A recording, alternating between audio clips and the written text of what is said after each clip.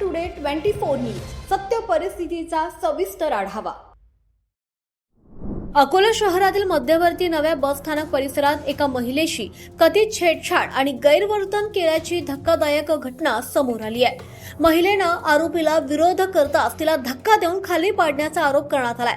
महिलेच्या मदतीसाठी धावलेल्या एका व्यक्तीवर सुद्धा आरोपीनं हल्ला करून मारहाण केल्याची माहिती आहे। या हल्ल्यात संबंधित व्यक्ती जखमी झाली असून तिला जिल्हा शासकीय रुग्णालयात उपचारासाठी दाखल करण्यात आलाय।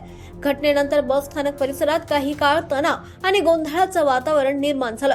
संपूर्ण प्रकार परिसरातील सीसीटीव्ही कॅमेऱ्यात कैद झाल्याची माहिती समोर आली आहे।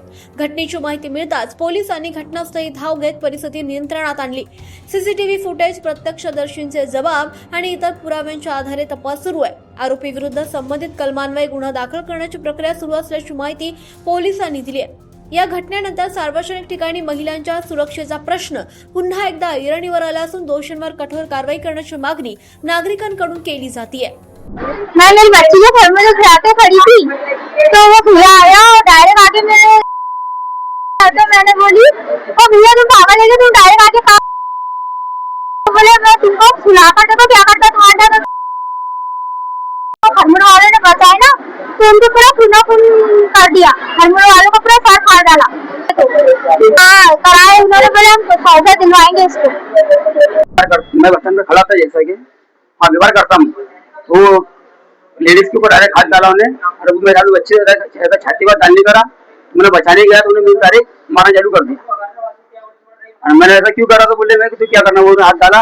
मैंने तू बचाने का लेडीज को, तो लेडीज को बोले मेरे शूट मारने कर यहाँ हमला हेड हाँ हेड यहाँ मारा, यहाँ मारा पिल्लर को उड़ा वो अकेला ही। हाँ महाराष्ट्र टुडे मराठीसाठी समीर खान, अकोला।